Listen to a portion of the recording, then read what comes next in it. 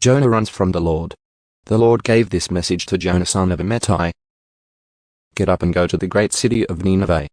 Announce my judgment against it, because I have seen how wicked its people are. But Jonah got up and went in the opposite direction to get away from the Lord. He went down to the port of Joppa, where he found a ship leaving for Tarshish.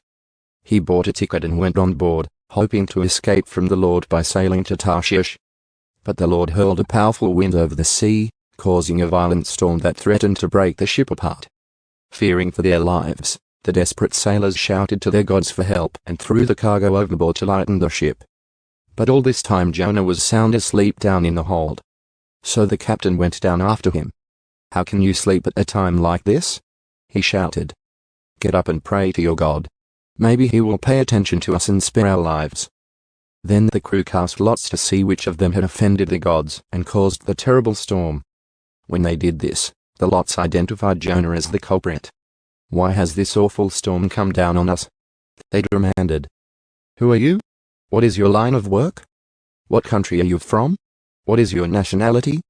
Jonah answered, "I am a Hebrew, and I worship the Lord, the God of heaven, who made the sea and the land."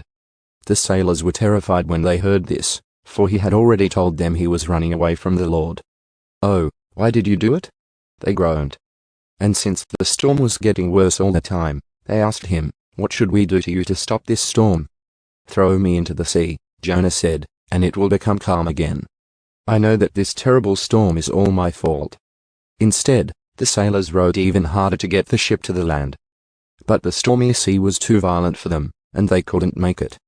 Then they cried out to the Lord, Jonah's God. "O Lord," they pleaded, "don't make us die for this man's sin. And don't hold us responsible for his death. O Lord, you have sent this storm upon him for your own good reasons." Then the sailors picked Jonah up and threw him into the raging sea, and the storm stopped at once. The sailors were awestruck by the Lord's great power, and they offered him a sacrifice and vowed to serve him. Now the Lord had arranged for a great fish to swallow Jonah. And Jonah was inside the fish for 3 days and 3 nights.